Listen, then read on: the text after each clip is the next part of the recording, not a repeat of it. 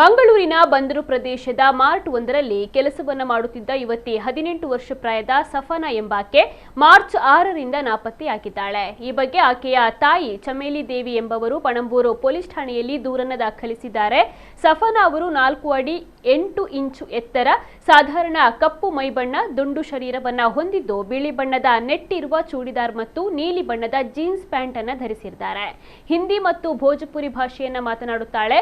ಈ ಯುವತಿ ಪತ್ತೆಯಾದಲ್ಲಿ ಪಣಂಬೂರು ಪೊಲೀಸ್ ಠಾಣೆಗೆ ಅಥವಾ ಮಂಗಳೂರು ನಗರ ಕಂಟ್ರೋಲ್ ರೂಮಿಗೆ ಮಾಹಿತಿಯನ್ನು ನೀಡಲು ಕೋರಲಾಗಿದೆ. ಚಮೇಲಿ ದೇವಿ ಅವರು ತೋಟಬೆಂಗ್ರೆಯ ಬಾಡಿಗೆ ಮನೆಯಲ್ಲಿ 2 ವರ್ಷಗಳಿಂದ ವಾಸ ಮಾಡಿಕೊಂಡಿದ್ದು, ಅವರ ಪುತ್ರಿ ಸಫನಾ ಸುಮಾರು 6-7 ತಿಂಗಳುಗಳಿಂದ ಮಂಗಳೂರಿನ ಬಂದರ್ನಲ್ಲಿರುವ ಮಾರ್ಟ್ ಒಂದರಲ್ಲಿ ಕೆಲಸವನ್ನ ಮಾಡಿಕೊಂಡಿದ್ಲು. ಪ್ರತಿದಿನ ಬೆಳಿಗ್ಗೆ 9 ಗಂಟೆಗೆ ಮನೆಯಿಂದ ಹೋಗಿ ರಾತ್ರಿ 8 ಗಂಟೆಯ ಹೊತ್ತಿಗೆ ಮನೆಗೆ ವಾಪಸ್ ಆಗ್ತಾ ಇದ್ಲು. ಮಾರ್ಚ್ 6ರಂದು ಬೆಳಿಗ್ಗೆ 9 ಗಂಟೆಗೆ ಎಂದಿನಂತೆ ಮನೆಯಿಂದ ಕೆಲಸಕ್ಕೆಂದು ಬಂದರಿನಲ್ಲಿರುವ ಮಾರ್ಟ್ಗೆ ಹೋಗಿದ್ದು, ಸಂಜೆ ಕೆಲಸವನ್ನ ಮುಗಿಸಿ ರಾತ್ರಿಯಾದ್ರೂ ಕೂಡ ಮನೆಗೆ ವಾಪಸ್ ಆಗಿಲ್ಲ.